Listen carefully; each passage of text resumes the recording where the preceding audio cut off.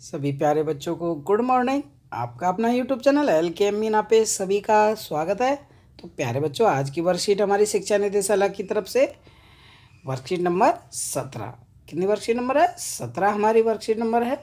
Okay बेटा। और विषय हमारा विज्ञान और ये कक्षा 7 के बच्चों के लिए है। और आज की तिथि बेटा हमारी 27/11/2020 और दिन हमारा शुक्रवार का। तो यहाँ पे तो आप सब जान गए होंगे, यहाँ पे अपना नाम लिखेंगे, यहाँ पे अपने कक्षा अध्यापक का नाम लिखेंगे। तो प्यारे बच्चों, आज की वर्कशीट का हमारा टॉपिक जिस पे हम चर्चा करेंगे दैनिक जीवन में उदासीनीकरण। ठीक है। और प्यारे बच्चों, आज की वर्कशीट बहुत ही आसान रहने वाली है। तो सभी बच्चे वीडियो को अंत तक देखें और अच्छे से इसके क्वेश्चन आंसरों को हल करेंगे और याद भी करेंगे। प्यारे बच्चों, मेरे यूट्यूब चैनल को भी सब्सक्राइब कर दे अगर आपने नहीं कर रखा हो। ठीक है, तो शुरू करते हैं। क्या आप अधिक खाने के कारण अम्लता के से पीड़ित हुए हैं? कभी कभी हम ज़्यादा खा लेते तो हमारे एसिडिटी वगैरह बन जाती है, तो उसी का भाई वो सारे अम्लों के कारण से होता है, अम्ल और क्षारों के कारण से होता है। आप अपने परिवार के सदस्य से भी पूछ सकते हैं। यह काफ़ी कष्टदायक होता है तथा हमारे अमाशय में अम्ल की आवश्यकता से अधिक मात्रा स्रावित होती है, मतलब ज़्यादा ये हो जाता है तो हमारे क्या होता है, हमारे पेट में बिल्कुल जलन सी होने लगती है। अम्ल, तो अम्ल, जरा सोचिए चींटी के काटने पर जब जलन क्यों होती है? तो ऐसे या तो किसी अम्ल या क्षार के कारण होता है। देखो, आपको कभी कोई चींटी काट ले, चींटा काट ले, और कभी कोई मच्छर भी काट लेता है, तो ये सब क्या है बाबा, ये क्यों ये जलन सी जैसे होती है तो हमारा कितना दर्द होता है। जैसे हमें ततैया काट लेता है तो कितनी तेज जलन होती है। जो मधुमक्खी होती है वो भी हमें काट लेते, तो कितनी तेज जलन होती है। ये सब किसके कारण होता है? यह अम्ल या किसी क्षार के कारण होता है। तो उसी के बारे में हम यहाँ पे चर्चा करेंगे अच्छे से। ठीक है, तो सबसे पहला है इसमें अपाचन। भाई अपाचन क्या होता है कि हमारे अमाशय में हाइड्रोक्लोरिक अम्ल पाया जाता है। जो हमारा अमाशय होता है तो उसमें क्या पाया जाता है? उसमें हाइड्रोक्लोरिक अम्ल पाया जाता है। यह भोजन के पाचन में कार्य करता है कि जो हमारा अमाशय पेट जो उसके यह भोजन के पचाने के काम आता है, उसमें ये अम्ल पाया जाता है। बेटे इसे हम याद कर लेंगे। परंतु अम्ल की अधिक मात्रा से हमारे अमाशय में क्या हो जाता है? अपाचन हो जाता है, जिससे हमारा भोजन नहीं पचता। मतलब किसी अम्ल की अगर अधिक मात्रा हो जाती है तो उससे हमारा भोजन नहीं पचता, तो हमारे काफ़ी जलन वगैरह भी होती है। तो देखो, चींटी का डंक, तो चींटी के डंक में फॉर्मिक अम्ल पाया जाता है। कौन सा अम्ल पाया जाता है? फॉर्मिक अम्ल पाया जाता है। बेटा ये याद रखना बहुत ही इंपॉर्टेंट है, ये पूछ लिया जाता है हर बार एग्जाम में। फॉर्मिक, भाई चींटी के डंक में फॉर्मिक अम्ल पाया जाता है। जब चींटी काटती है तो यह हमारी त्वचा में अम्लीय द्रव डाल देता है। जो चींटी का डंक है तो उसमें यह फॉर्मिक अम्ल, तो जब भी चींटी काटती है तो हमारी त्वचा में ये अम्ल द्रव डाल देता है, मतलब पानी के रूप में थोड़ा बहुत वो अम्ल के रूप में डाल देता है। तो देखो, दूसरा है हमारा मृदा की स्थिति कि रासायनिक उर्वरकों, सॉरी, अभी हम जब चींटी का डंक हमें अगर काट लिया तो उसके उपचार के बारे में पहले चर्चा कर लेते हैं, बाद में मृदा की स्थिति का देखेंगे। ठीक है, तो चींटी के डंक में उपस्थित फॉर्मिक अम्ल के प्रभाव को नमी युक्त खाने का सोडा अथवा कैलमाइन विलयन का मलकर उदासीन किया जाता है। ये मृदु क्षार होते हैं। अब जैसे चींटी का डंक हमें काट ले, या चींटी हमें काट लेती है तो उसके अम्ल को प्रभाव को नष्ट करने के लिए क्या करते हैं हम? नमी युक्त खाने का सोडा, जिसे हम सोडियम हाइड्रोजन कार्बोनेट भी कहते हैं, तो ये हम लगाएंगे। तथा कैलमाइन विलियम लगाएंगे, जिस जिंक कार्बोनेट विलियन मलकर उसे उदासीन किया जाता है। उदासीन का मतलब उसे गायब किया जाता है, उसे नष्ट किया जाता है। ये मृदु क्षार होते हैं। ठीक है बेटा, अब देखते हैं हम मृदा की स्थिति कि रासायनिक उर्वरकों का अधिक उपयोग मृदा को अम्लीय बना देता है। कि भाई जब रासायनिक, जो आपने देखा होगा खेत में हम ज़्यादा अगर खाद डाल देते हैं तो मृदा को क्या बना देता है? वो अम्लीय बना देता है। यदि मृदा अत्यधिक अम्लीय तथा अत्यधिक क्षारीय हो तो पौधों की पादपों की वृद्धि अध्ययन है। अब आप भी देखेंगे भाई, किसी चीज़ की अगर ज़्यादा अति हो जाती है, अब जैसे हमें 2 रोटी खा रहे हैं, ठीक है, अब हमें 2 रोटी की भूख है और हम 4 रोटी खा जाएं तो बेटा वो तो गलत है ना। तो उसी प्रकार मिट्टी में अगर मान लें हमको एक पेड़ में थोड़े खाद की ज़रूरत है, अब मान लें हम उसमें आवश्यकता से अधिक खाद दे देते हैं तो पौधों की क्या होगी?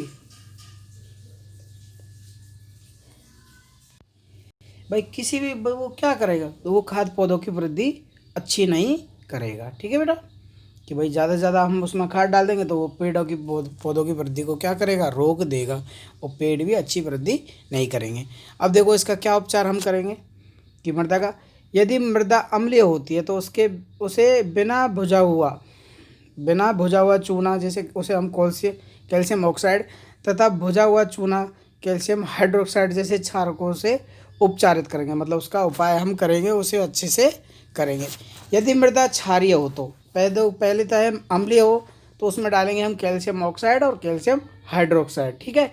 और अगर मृदा क्षारीय हो जाती है तो उसमें जैव पदार्थ मिलाए जाते हैं। जैव पदार्थ मृदा में अम्ल निर्मुक्त कर देते हैं, जैसे वो अम्ल हो जाता है तो उनको हटा देते हैं, तो उसकी क्षारीय प्रकृति को उदासीन कर देते हैं। मतलब उसकी जो क्षारीय प्रकृति है उसको हटा देते हैं। तो उसमें हम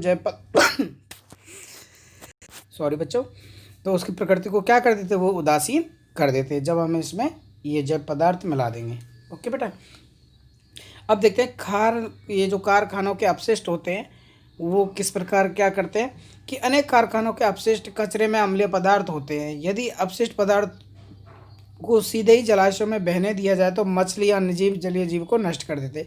जो बेटा ये कार जो आपने देखा होगा फैक्ट्रियों में जो रसायन वगैरह हम यूज करते हैं, अगर उन अम्लों को हम सीधा अगर जलाशय में छोड़ देंगे तो जो समुद्र वगैरह है, नदी वगैरह, तो उनमें जो मछली है, जो छोटे अन्य जीव पाए जाते हैं, उनको क्या कर देते हैं, वो बिल्कुल नष्ट कर देते। क्यों कर देते? क्योंकि वो अत्यधिक मात्रा में जहरीले होते हैं। तो उपरोक्त सभी अवांछित और नुकसानदायक हैं। जो अब ये जो सारी बातें हैं तो ये बिल्कुल क्या है, अवांछित है और ये हमारे नुकसानदायक भी है। अतः इन सब का उपचार भी क्या है, आवश्यक है। अब देखो कारखानों के अपशिष्ट का जो उनका उपचार हम कैसे करेंगे।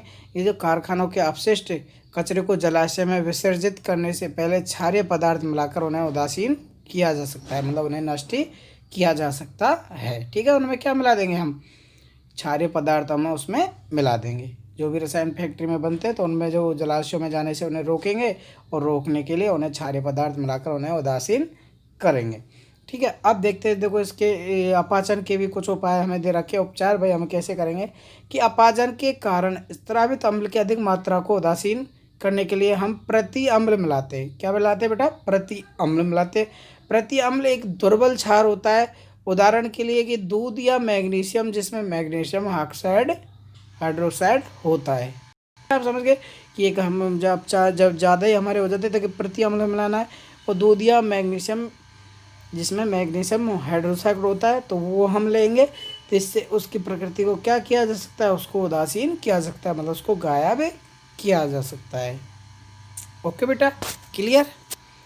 तो अब इसके हम देख लेते हैं क्वेश्चन आंसर कि इसमें पहला क्वेश्चन क्या है बेटा। हमारा पहला क्वेश्चन कह रहा है कि अपाचन क्या हो, अपाचन से आप क्या समझते हैं। तो देखो यहाँ पे ये अच्छे से दे रखा है खूब कि ये हम पहले क्वेश्चन का आंसर इसमें लिख देंगे कि हमारे आमाशय में हाइड्रोक्लोरिक अम्ल पाया जाता है, ठीक है। ये हमारे पहले क्वेश्चन का आंसर है कि हमारे आमाशय में हाइड्रोक्लोरिक अम्ल पाया जाता है। यह भोजन के पाचन में सहायता करता है, परंतु अम्ल की अत्यधिक मात्रा से हमारे आमाशय में क्या हो जाता है, अपाचन हो जाता है। क्लियर बेटा यहाँ पे। अब देखते हैं बेटा प्रति अम्ल क्या होता है।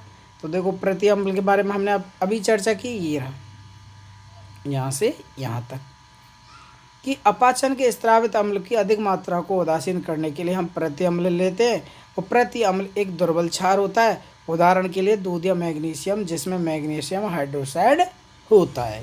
ओके बेटा, क्लियर। अब तीसरा क्वेश्चन है कि यहाँ पे देखो खालिस्तान का उपयोग चींटी के डंक के उपचार के रूप में किया जाता है। तो यहाँ पे देखो ये आपने ये चर्चा की, ये रहा। तो यहाँ पे देखो ये रहा, चींटी के डंक में उपस्थित फॉर्मिक अम्ल का प्रभाव को नष्ट करने के लिए हम नमी युक्त खाने का सोडा इस्तेमाल करते हैं, ठीक है। तो जिससे क्या उसको हम उदासीन कर सकते हैं। तो ये दोनों जो ये हैं, तो ये हमारे तीसरे जो क्वेश्चन के जो खाली स्थान है तो उसमें हम ये लिख देंगे। ओके बेटा, क्लियर। चौथा क्वेश्चन है, आप क्षारीय मृदा को किस प्रकार उपचारित करेंगे। कि देखो यहाँ पे ये इसका आंसर रहा, ये रहा, ये हमारे चौथे क्वेश्चन का आंसर होता है। यदि मृदा क्षारीय हो तो उसमें जैव पदार्थ मिलाकर हम उसे क्या करेंगे, उदासीन करेंगे। जैव पदार्थ मृदा को अम्ल से निर्मुक्त करेंगे। मतलब उसे गायब कर देंगे अमल को, और उसकी सारे प्रकृति को उदासीन कर देंगे। तो ये हमारे चौथे क्वेश्चन का आंसर हो जाएगा।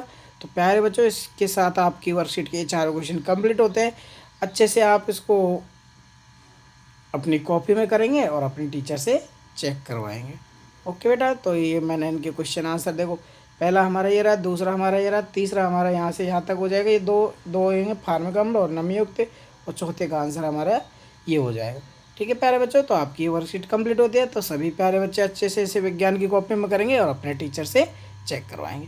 और प्यारे बच्चों, एक महत्वपूर्ण संदेश आप सबके लिए कि बेटा कोविड-19 महामारी चल रही है, तो सभी बच्चे अपना अच्छे से ख्याल रखें और ज़रूरत के हिसाब से घर से बाहर निकलें, और नियमित रूप से अपने हाथों को साबुन और पानी से धोते रहें। टेक केयर बेटा, थैंक यू। ऐसे ही मेरी वीडियो को देखते रहें और वीडियो को लाइक भी करते रहें। ठीक है, bye bye, take care, love you.